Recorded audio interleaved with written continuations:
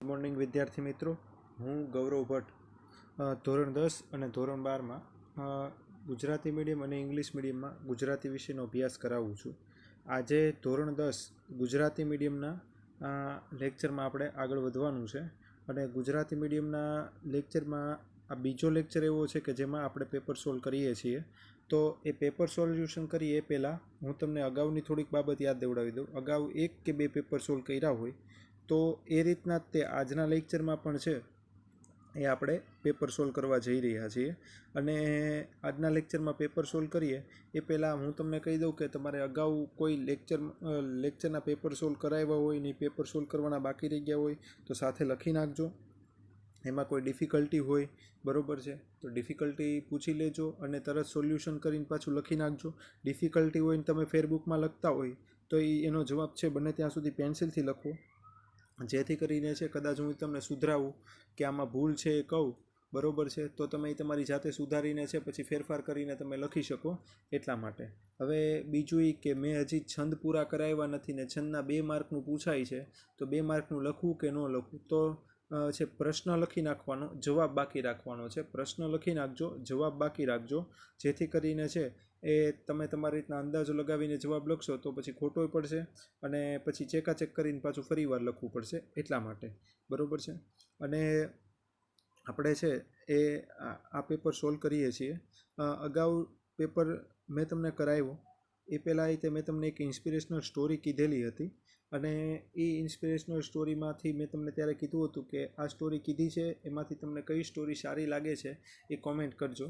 10મામાં તમે જુઓ ને તો આપણે ગર્લ્સના 2 ક્લાસ અને બોયઝના 2 ક્લાસ એમ કરીને ટોટલ 4 ક્લાસ છે અને 4 ક્લાસમાંથી મને લાગે છે એક્ટિવ સ્ટુડન્ટ બહુ ઓછા, કારણ કે અમુક સ્ટુડન્ટની કોમેન્ટ ઓછી આવે છે, અમુક સ્ટુડન્ટ પ્રશ્ન જ નથી કરતા અને પ્રશ્ન ન કરે એટલે એક્ટિવ છે કે નહીં ખબર પડી જાય. તો બને ત્યાં સુધી એક્ટિવ રહ્યો. ઘણા બધા સ્ટુડન્ટ્સ છે, બરાબર, કે જે પ્રશ્ન કરે છે, એ પ્રશ્ન છે એ કરે છે તો તરત છે એનો જવાબ પણ એને તરત મળે એવો પણ હું પ્રયત્ન કરું છું. તો એ રીતના તમે એક્ટિવ રહ્યો તો તમને મજા આવશે અને મને પણ મજા આવશે. દરેક લેક્ચરમાં કેવું ન પડે અને દરેક લેક્ચરમાં કેવું ક્યારે નહીં પડે, જ્યારે તમે એક્ટિવ રહેશો, પેપર સોલ્યુશન કર્યા પછી એક વખત છે એને કમ્પેર કરશો કે આમાંથી મને નથી શું આવડ્યું, બરાબર, આમાંથી મારે કયું સાહેબ પાસે જાણવાની જરૂર છે એ, અથવા ઘણી વખત એવું થાય કે ભાઈ આખું લેક્ચરમાંથી આવડ્યું તો બધું હોય પણ હવે તમને એમ થાય કે ના સાહેબનો આ લેક્ચરમાં આ વસ્તુ ગમી છે તો એ કોમેન્ટ કરીને જણાવો, બરાબર, અથવા છે લેક્ચરમાં એક ઇન્સ્પિરેશનલ વાત ગમી હોય, બરાબર, તો એ કોમેન્ટ કરીને જણાવો. તો છે એ એટલા એક્ટિવ રહેશો તો તમને પણ મજા આવશે અને મને પણ મજા આવશે, બરાબર છે, અને લેક્ચર લેવાની પણ મજા આવશે અને ક્યાંક નવું છે હું તમને શીખવાડ્યા કરું એવો પણ મારો પ્રયત્ન હોય, બરાબર. તો હું આજે ઇન્સ્પિરેશનલની શરૂઆતમાં થોડીક વાત કરું અને અંતે પણ થોડીક વાત કરીશ. તમારી સામે છે હું ફરીવાર ઓલા લેક્ચરમાં કદાચ લીધું હોય ઉદાહરણ મને નથી ખબર, પણ ફરીવાર હું ધોનીનું ઉદાહરણ લઉં છું, બરાબર. ધોની છે જ્યારે ઇન્ડિયન ટીમમાં છે એ આવ્યો ત્યારે ખરેખર એ પહેલાં છે એ તમે પિક્ચર જોયેલું હશે એટલે એની વિશે ખબર હશે જ તે, પણ ઇન્ડિયન ટીમમાં આવ્યો એ પહેલાં જ તે વ્યક્તિ છે ખૂબ સંઘર્ષ કરેલો હતો ને રેલવેમાં છે એ સામાન્ય એમથું કામ છે, સરકારી જોબ કરતો હતો. પણ અચાનક એને એમ થયું કે ભાઈ મારે જોબ છોડીને મારી જે ટેલેન્ટ છે એમાં મારે આગળ વધવું છે, તો એને સરકારી નોકરી પાછી કેન્દ્ર સરકારની નોકરી કે જેમાં 40-50 એક સામાન્ય કુટુંબનો વ્યક્તિ છે, બરાબર છે, એને 30-35 હજાર પગાર હોય તો એના મા બાપને તો એની પાસેથી આશા હતી. ત્યારે એની બેન એને કહે છે, સપોર્ટ આપે છે કે તું આવા નાના છે એ ગોલ માટે કે નાના છે એ કામ માટે બન્યો જ નથી, તારે તો ખરેખર મોટા કામ કરવાનું છે, બરાબર. એટલે એ પછી છે ઈદ પડે છે, નિર્ણય લે છે અને પછી છે નોકરી છોડીને પાછો છે પ્રેક્ટિસ કરવા લાગે છે, બરાબર. અને પછી ધીરે ધીરે કરતાં છે એવા સારા ડિસિશનો લઈને છે એ ધીરે ધીરે કરતાં પોતાનું ડેવલપમેન્ટ કરે છે, ટીમનું ડેવલપમેન્ટ કરે છે અને મોટી બધી ટ્રોફીઓ કે જે ભારત જીતી નથી શક્યું, બરાબર, એ ટ્રોફીઓ જીતાડે છે અને એ પોતે જીતો છે એનું કારણ એનામાં લીડરશિપ એટલે કે એનામાં એક તો કઠિનમાં કઠિન નિર્ણય લેવાની ક્ષમતા, પછી બીજું કે ટીમના ખેલાડીઓ હોય, પ્લેયર્સ છે, બરાબર, તો એને સૌથી આગળ રાખીને છે એ પાછળ રહેવાની ક્ષમતા, અને ત્રીજું કે હારી ગયા તોય પછી એટલા દુઃખી ન થવું કે જીતી ગયા પછી એટલા ખુશ ન થવું, ફક્ત તૈયારીઓ ચાલુ રાખ્યા કરવી, એવી આવડત. બરાબર, આને કારણે છે અત્યારના બધાના ફેન તરીકે ધોની એ પોતે આગળ વધ્યો છે. બરાબર, અને એ આગળ વધ્યો છે એનું કારણ છે એની મહેનત છે. બરાબર, એને નિર્ણય લેવાની ક્ષમતા છે. પછી નિર્ણય પાછા સામાન્ય નહીં પણ જોખમી ભર્યા નિર્ણયો લેવાના. પછી બીજું છે કોઈને સારું લાગે કોઈને ખરાબ લાગે એમ નહીં, પણ ટીમ માટે જ કામ કરનારો વ્યક્તિ. એટલા માટે છે એનું ખરેખર દેશમાં છે અને એ તે ક્રિકેટના ઓલામાં નામ થયું છે. બરાબર, અને બહુ ઓછું બોલીને વિકેટની પાછળથી છે એ બધાને ગાઈડન્સ આપનારો વ્યક્તિ છે એ ધોની હતો. બરાબર, તો એની જેવા થવા માટે, એની જેવા લીડર થવા માટે છે એ ખરેખર આ બધી ક્ષમતા હોવી જરૂરી છે. અને એ ક્ષમતા કેળવવા માટે છે એ વ્યક્તિએ સ્ટ્રગલ કરેલું હોય ત્યારે ક્ષમતા કેળવી શકે. કારણ કે ઘણી વખત રાજાનો છોકરો છે રાજા નથી બનતો કે એનામાં એવા ગુણ નથી આવતા. એનું કારણ છે કે સ્ટ્રગલ કરીને ઉપર પહોંચી નથી શકતો અથવા સ્ટ્રગલ કરીને ઉપર પહોંચ્યો ન હોય. એટલા માટે નાની તકલીફ ન ખબર હોય અને એવી નિર્ણય લેવાની ક્ષમતા પણ ન આવે. એટલે આવા વ્યક્તિઓ છે નથી આગળ વધી શકતા. ને સામાન્ય ઘરનો વ્યક્તિઓ ઘણી વખત આગળ વધી જાય તો એનું કારણ આ છે. બરાબર છે ભાઈ. જો હું તમને એક વાત કરું તો તમારી સામે છે બે જ ઉદાહરણ છે. કોહલી કેપ્ટન નહોતો બરાબર, ત્યારે સતત 100 ને મારતો. બરાબર, 100 છે 50 છે, મેચ જીતાડવાનો પ્રયત્ન કરતો. બરાબર, પણ ધોનીની બધી મેચ જુઓ ને તો બધી મેચમાં એ પોતે પ્રેશરમાં રમી શકતો. બરાબર છે, પ્રેશરમાં રમતો. અને પાછો એવું એક છે સર્વે છે 52 મેચમાં એ છેલ્લે સુધી ટક્યો છે. એમાંથી 49 મેચ આપણે જીતા છીએ, એક ટાઈ ગઈ છે અને 2 જ આપણે છે એ જ્યારે છેલ્લે સુધી ટક્યો ને 2 જ આપણે હાર્યા છીએ. તો આવો વ્યક્તિ છે એ કોઈક છે ટીમને કોઈ દેશને છે ઘણા વર્ષો પછી મળે છે.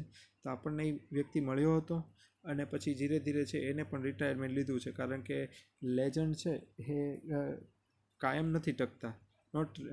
Legend remains not always not remains. બરાબર, એટલે કાયમ રહેતા નથી.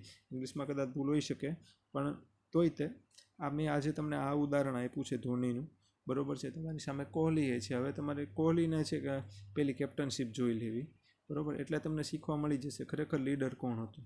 તો હવે છે આપણે આપણો પાઠ છે આપણું પેપર છે આગળ વધારીએ છીએ અને પછી પાછો સમય મળશે તો ક્યાંક બીજી વાત કરીશું. તો વ્યાકરણ વિભાગમાં આપણે નવી પેપર સ્ટાઇલ પ્રમાણે છે વ્યાકરણ વિભાગના ગુજરાતીના વ્યાકરણ વિભાગમાં આપણે આગળ વધીએ છીએ.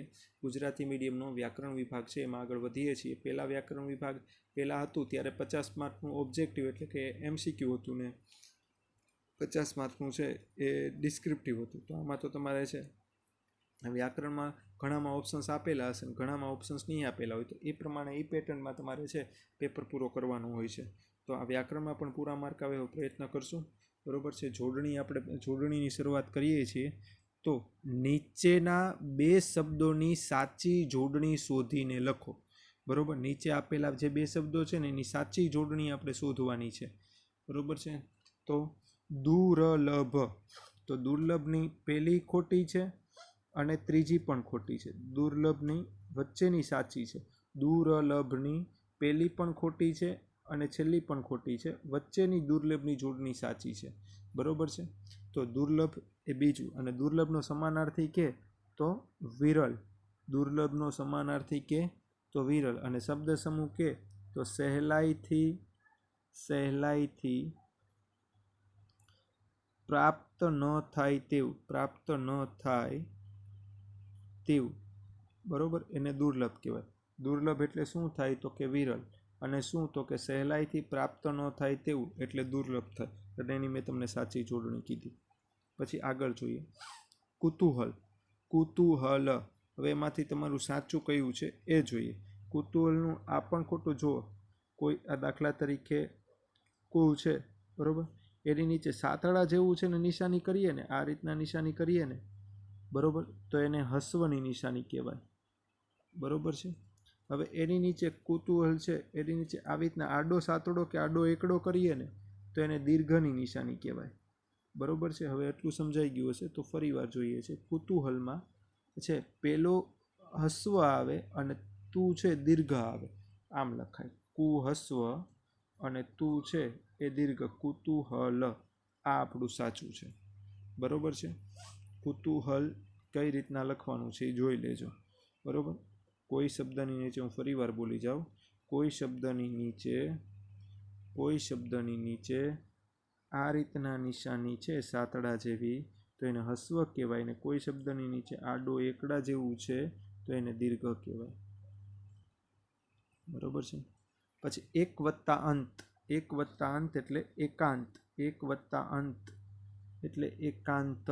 એક વત્તા અંત એટલે એકાંત. બરોબર.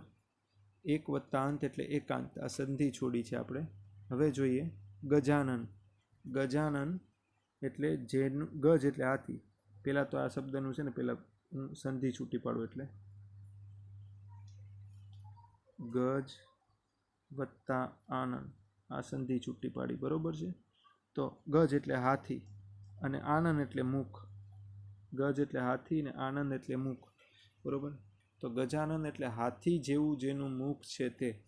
ગજાનન એટલે હાથી જેવું જેનું મુખ છે તે. આ એનો વિગ્રહ થયો ગજાનનનો. હાથી જેવું જેનું મુખ છે તે આ ગજાનનનો વિગ્રહ થયો. અને આ સમાસ થાય બહુવ્રીહી સમાસ થાય. બહુવ્રીહી સમાસ થાય. બરોબર છે.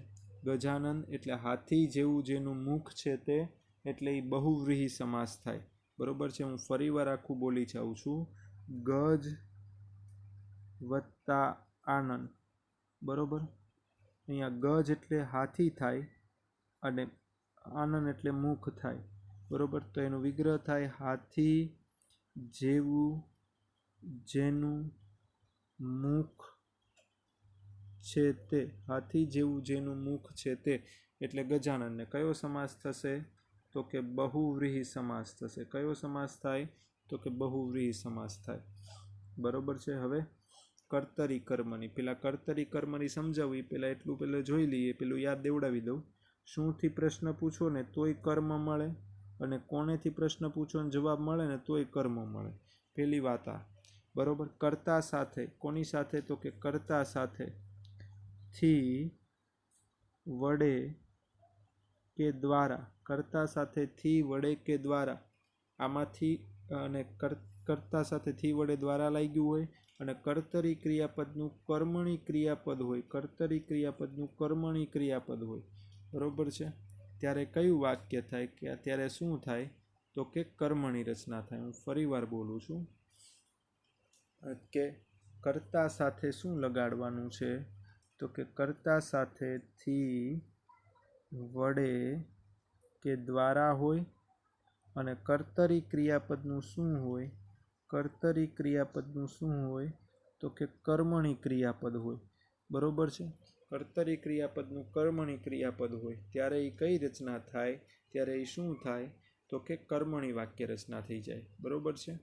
અને કર્તા સાથેથી થી વડે દ્વારા. થી વડે દ્વારા કાઢી નાખીને કર્મણી ક્રિયાપદનું કેવું ક્રિયાપદ મૂકી દેવાનું? તો એ કર્તરી ક્રિયાપદ એટલે એ કર્તરી રચના થઈ જાય. તો આપણે રચના જોઈએ છીએ.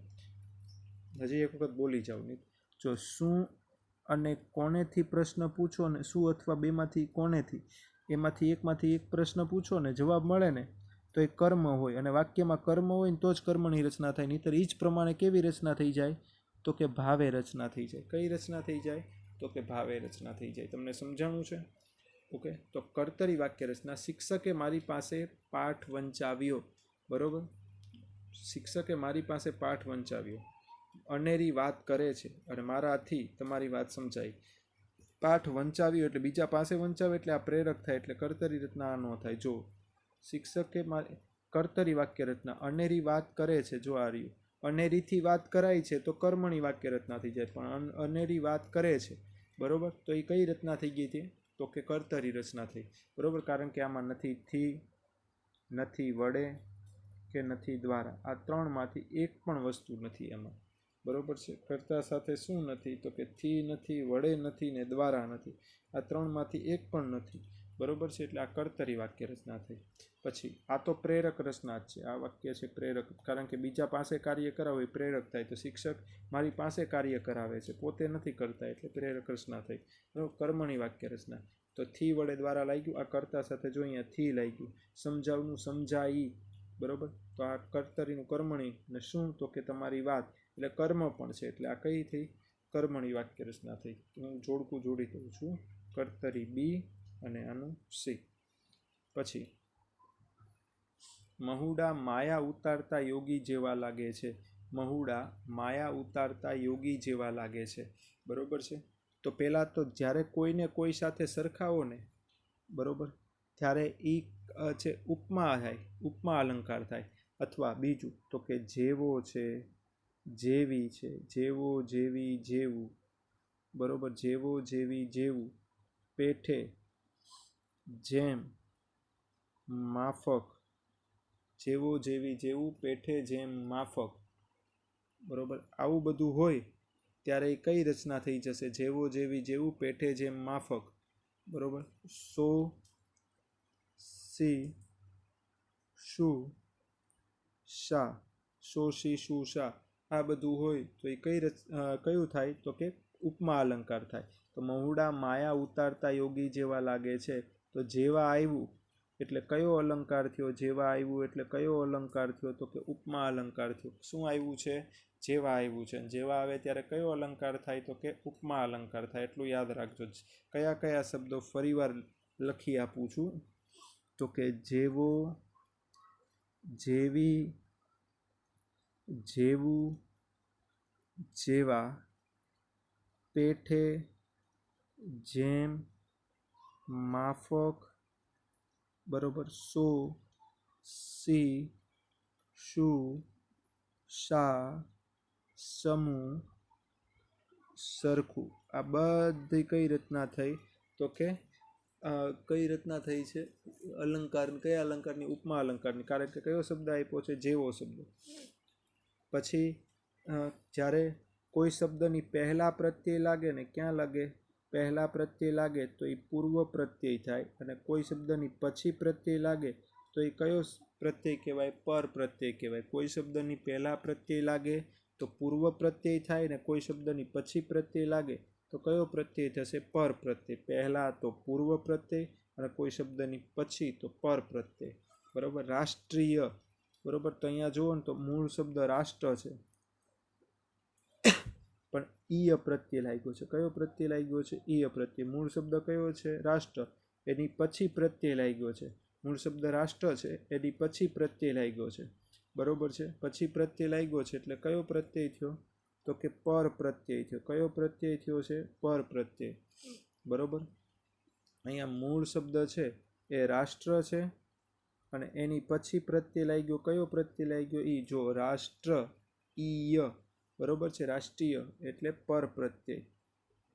હું હજી એક વખત યાદ દેવડાવી. કોઈ શબ્દ પહેલા પ્રત્યય તો પૂર્વ પ્રત્યય, કોઈ શબ્દ પછી પ્રત્યય તો પર પ્રત્યય.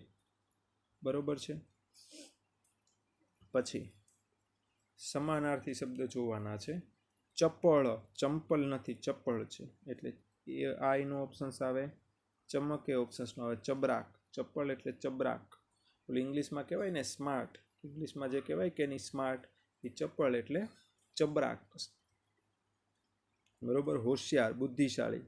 હોશિયાર પણ થાય, બુદ્ધિશાળી પણ થાય, ચબરાક પણ થાય. બરોબર. ઇંગ્લિશમાં કહેવાય ઇન્ટેલિજન્ટ. ઉપાય એટલે ઈલાજ, એટલે ઉપચાર થાય, એટલે ઉપાય એટલે ઈલાજ કે ઉપચાર ન થાય. ઉપ પણ ન આવે તો ઉપાય એટલે શું આવશે? ઉકેલ આવે. બરોબર. ઉપાય એટલે ઉકેલ.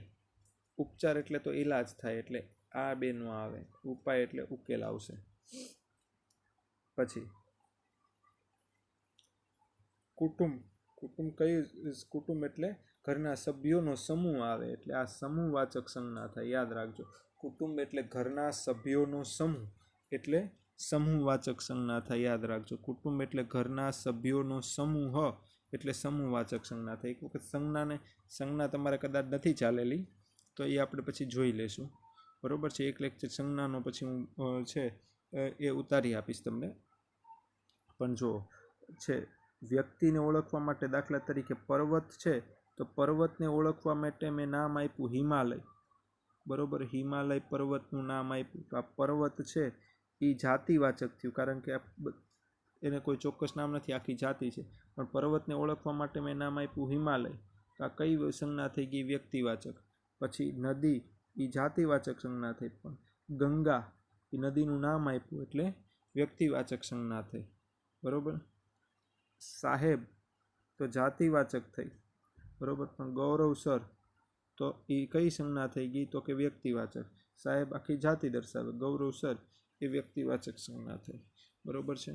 પછી સેના છે, બરોબર છે, સમૂહ છે, પછી વર્ગ છે એટલે વિદ્યાર્થીઓનો સમૂહ થયો, બરોબર. આ બધી કઈ સંજ્ઞા થાય? તો કે સમૂહવાચક સંજ્ઞા થાય.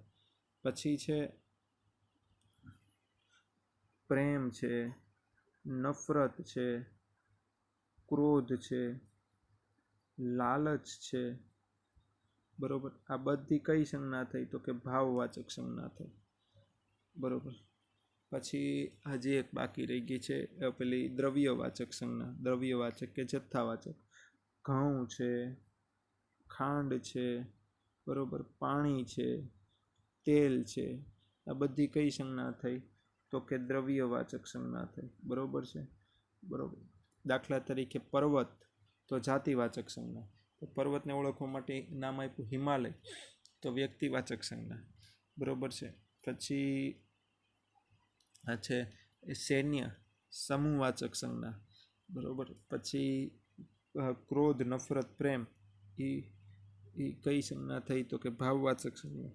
પછી પાણી છે, દૂધ છે, એ બધું છે દ્રવ્યવાચક સંજ્ઞા થઈ. તો અહીંયા કુટુંબ કાઉન્સમાં લખી નાખજો, ઘરના સભ્યોનો સમૂહ. કુટુંબ તો કાઉન્સમાં લખી નાખજો, ઘરના સભ્યોનો સમૂહ, બરોબર. ઘરના સભ્યોનો સમૂહ થયો એટલે એ કઈ સંજ્ઞા થઈ? સમૂહ થયો એટલે સમૂહવાચક સંજ્ઞા થઈ. પછી શિખરો સર કરવા, શિખરો સર કરવા એટલે સિદ્ધિઓ મેળવવી, શિખરો સર કરવા એટલે સિદ્ધિઓ મેળવવી, શિખરો સર કરવા એટલે સિદ્ધિઓ મેળવવી, બરોબર. સિદ્ધિઓ મેળવવી, સફળતા મેળવવી, શિખરો સર કરવા એટલે સિદ્ધિઓ મેળવવી, સફળતા મેળવવી. રાત થોડીને વેશ જાજા, રાત થોડીને વેશ જાજા એટલે સમય થોડો ને કામ વધારે, રાત થોડીને વેશ જાજા એટલે સમય થોડો અને કામ વધારે, રાત થોડીને વેશ જાજા એટલે સમય થોડો અને કામ વધારે, બરોબર. હજી એક વખત બોલી જાઓ, રાત થોડીને વેશ જાજા એટલે સમય થોડો અને કામ વધારે. પછી આગળ જોઈએ છીએ શબ્દ સમૂહ છે, ઓલી સૂચના છે ને વહી ગઈ છે, પણ અહીંયા છે શબ્દ સમૂહ છે. સાવ સ્વાભાવિક હોવું, સાવ સ્વાભાવિક હોવું એટલે જવાબ આવશે સહજ, સાવ સ્વાભાવિક હોવું એનો જવાબ આવશે સહજ. પછી અભિનંદનનો વિરુદ્ધાર્થ, અભિનંદન એટલે કોંગ્રેચ્યુલેશન, પછી એનો વિરુદ્ધાર્થી થાય, અભિનંદનનો વિરુદ્ધાર્થી થાય આશ્વાસન, આશ્વાસન. કંડોલન્સ જે કહેવાય ને, આશ્વાસન એટલે કંડોલન્સ, બરોબર. એ સાવ સ્વાભાવિક હોવું એટલે સહજ, અભિનંદનનું ઇંગ્લિશ થાય કોંગ્રેચ્યુલેશન, અને એનું વિરુદ્ધાર્થી થાય અભિનંદનનું આશ્વાસન, આશ્વાસન એટલે મેં તમને પહેલાં કીધું, ઇંગ્લિશમાં કીધું ફાટ્યું રૂટ્યું, બરોબર, કે કંડોલન્સ થાય, બરોબર. પછી છે બે અર્થભેદ દર્શાવવાના છે, મેં તમને તે દી કીધું હતું અર્થભેદનું, તો બરોબર. હજી એક વખત બોલી જાઓ. પતિ છે આમ લખો ને એટલે પતિ, કંથ કંથ થાય, પતિ થાય, બરોબર. હસબન્ડ કહો તો હસબન્ડ થાય. પછી પતિને આમ લખો તો કામ પતી ગયું, એ બધું કહેવાય, બરોબર. એટલે જોડણી બદલાય એમ અર્થ બદલાઈ જાય ને એને શબ્દનો અર્થભેદ કહેવાય, જોડણી બદલાય એમ અર્થ બદલાઈ જાય એમ શબ્દનો અર્થભેદ કહેવાય, બરોબર છે. તો છે અહીંયા અર્થભેદ જ આપણે કહેવાનો છે. અહીંયા જો દિન છે, દિન, આ દિન એટલે દિવસ થાય, અહીંયા દિન આપ્યો છે, એ દિન એટલે દિવસ થાય, બરોબર છે. દિન એટલે દિવસ, અને દીર્ઘ દિન આપ્યો છે, આ શબ્દની આગળ આમ હતું એટલે હસ્વદિન હતો, હવે શબ્દની આમ છે એટલે દીર્ઘદિન, દીર્ઘદિન છે, દિન એટલે ગરીબ થાય, ઓલો દિન એટલે હસ્વ થાય, અને આમ દિન એટલે છે દીર્ઘ થાય, બરાબર. દિન હસ્વ અને દિન ગરીબ, બરાબર છે. દિન હસ્વ છે એટલે છે એ શું થયું? હસ્વ હોય એટલે એ શું થયું? તો કે દિવસ. અને ઓલું દિન છે દીર્ઘ થયું એટલે શું થયું? દીર્ઘ થયું એટલે શું થયું? તો કે એ ગરીબ થયું. બરોબર છે. પછી તળપદા શબ્દનું છે એ શિષ્ટ રૂપ આપવાનું છે. જંતર એટલે જંત્ર અથવા જાદુ પણ થઈ શકે. આ એક વખત મારે જોવું પડશે, એટલે તમે ખાલી પેન્સિલથી લખી નાખજો, મારે એક વખત ચેક કરવું પડશે. જંતરી. પછી પેલો ગુલમોહર, આ એક ખાલી છે ને સ્ટાર કરીને મને થોડોક ડાઉટ લાગે છે, એટલે એક વખત એ જોવું પડશે કયો પાઠનો શબ્દ છે એ. વિશેષણ શોધવાનું છે. ગુલમોહર અહીંયા નામ છે, પેલો એ વિશેષણ છે. ગુલમોહર નામ છે અને પેલો છે એ વિશેષણ છે. તો પેલો છે એ સાર્વનામ, પેલું છે એ દર્શક વિશેષણ થાય. દર્શક વિશેષણ થાય. પેલો એ દર્શક વિશેષણ થશે. બરોબર છે. પેલો એ દર્શક વિશેષણ થાય એટલું યાદ રાખજો. બરોબર છે. પેલો છે, પેલું છે, આ છે, બરોબર, તે છે, એ બધું દર્શક વિશેષણ થાય. મારું, તારું, તમારું, આપણું, એ બધા સાર્વનામિક વિશેષણ થાય. મેં તમને કરાવેલા છે. બરોબર છે. મારું, તારું, આપણું, તમારું, એ બધા સાર્વનામિક. તે છે, પેલો છે, આ છે, એ બધા છે દર્શક વિશેષણ થાય. પછી તમે કઈ પેન્સિલ લીધી, કયું, કયો, બરોબર, એ પ્રશ્નવાચક વિશેષણ થાય. પછી જેવું, તેવું ને એ બધા વિશેષણ છે. બરોબર છે. તો એ સાપેક્ષ વિશેષણ થયા. તો આ બધા વિશેષણો છે. તો અહીંયા પેલો છે એ કયો વિશેષણ થયું? તો કે દર્શક વિશેષણ થયું. યાદ રાખજો, પેલો છે દર્શક વિશેષણ થયું. પછી નીચેનામાંથી ક્રિયા વિશેષણ. નામના અર્થમાં વધારો કરે એને વિશેષણ કહેવાય. ક્રિયાપદના અર્થમાં વધારો કરે એને ક્રિયા વિશેષણ કહેવાય. બરોબર. તું આનંદને અહીં મોકલીશ, અહીંયા ક્રિયાપદ મોકલીશ છે. અહીંયા છે એ ક્રિયાપદ છે એ મોકલીશ છે. ક્યાં? તો કે અહીં. ક્રિયાપદને ક્યાંથી પ્રશ્ન કરો એટલે કયું ક્રિયા વિશેષણ મળે? તો કે સ્થળવાચક ક્રિયા વિશેષણ મળે. ક્રિયાપદને કયો પ્રશ્ન કરો? અહીં ક્યાં પ્રશ્ન કરો એટલે સ્થળવાચક ક્રિયા વિશેષણ મળે. બરોબર. કયો પ્રશ્ન કરવાનો છે? તો કે ક્યાં, એટલે સ્થળવાચક ક્રિયા વિશેષણ મળે. પછી કાર્યક્રમ.